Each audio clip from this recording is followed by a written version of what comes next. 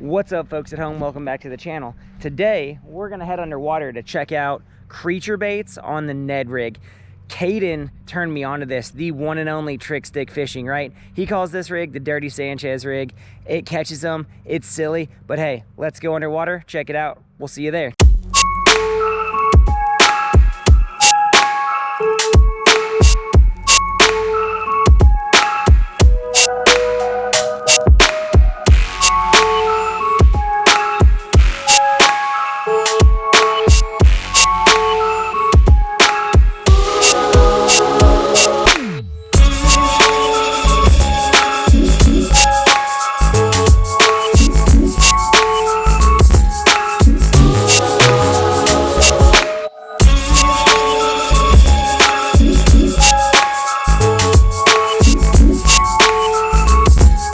Alright guys, the first thing we're going to do is throw a Berkley Havoc Pit Boss 3-inch on a Ned Head 1/8 ounce. This is an absolute killer of a bait. This is one of the first things that I pick up in the spring when the water is just after ice out, and it's one of the last things that I throw right before the lake locks up. You can see in slow-mo here, it's got a perfect bluegill profile.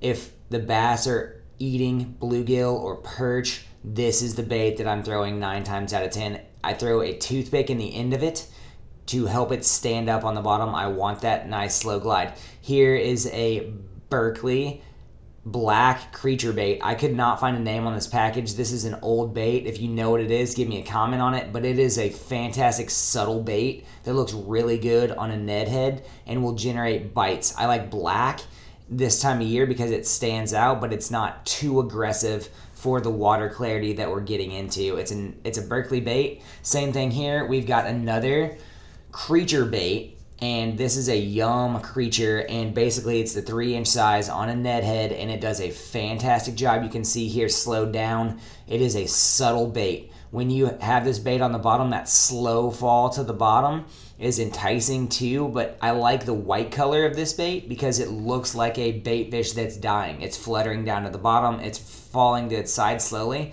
I put a toothpick in the top of this bait to help slow that fall down to the bottom. I want it to stand up and slowly fall to the side.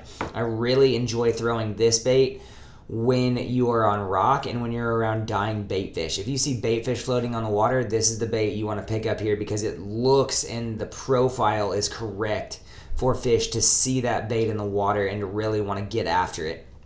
In the cold, you're trying to get them to eat out of hunger or eat out of necessity.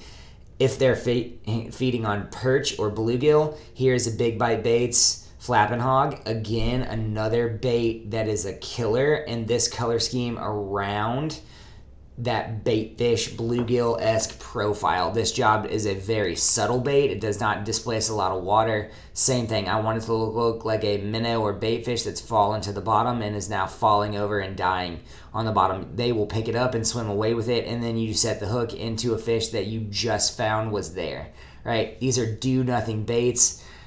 They are a fantastic option when fish have seen a lot of Ned rigs. And we're talking about pressured fish here. I only fish pressured water, right? So I have to come up with different ways to present baits than fish are already seeing. The creature bait, this Dirty Sanchez rig on a Ned rig is another way to present a bait that fish are not used to seeing. They're used to seeing a big full creature coming through there. Here, Yum Crop Happy, one of my favorite smallmouth bass lures of all time. I love throwing this on a football head or a Ned Head, depending, right? This looks like a crawfish, right? And it does a fantastic job on the bottom. Once again, that slow fall on an 1/8 ounce Ned Head or a 16th ounce Ned Head. You can crawl this bait along the bottom. As you can see here, this bait is a super subtle, relaxed action, but it does a great job on the fall. And here we're gonna inch it along the bottom. This is how I normally fish a Ned rig this time of the year. Inches at a time, right? Each cast takes about 1.5 to 2 minutes, but you're going to get bites doing that because it looks like slow moving prey on the bottom and it's not giving too much stimulus. Now, I don't like to throw a lot of craw imitators in the water's really cold because the crawfish are hibernating, right? Further down south, you can throw that crawfish because the crawfish are going to be out and about in 50 and 40 degree water, but in 38, 39, 41, 42 degree water that I'm fishing up here, not a lot of crawfish, right? So we're looking at bait fish profiles, but here's another yum craw worm.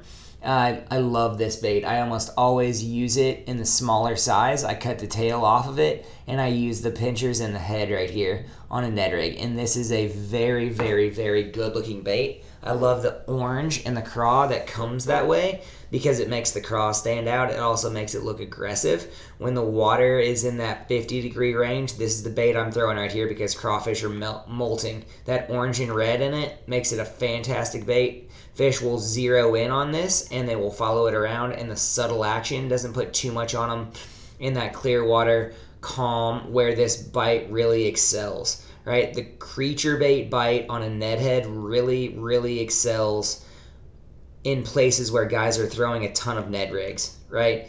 Which is the wintertime, early springtime, channels, things like that, marinas, docks. Places where bass have seen a lot of things. This is a way that you can be different and look different and use a bait in a different way. Most of these are thrown either on a jig as a trailer or Texas rig and flipped and punched.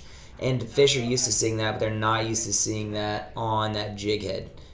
Like we said, this is a great technique for pressured water, right? When you go to a lake that's had 50 tournaments in a year and it's cold water time and everyone's throwing a Ned head, fish have seen 100 TRDs in a day.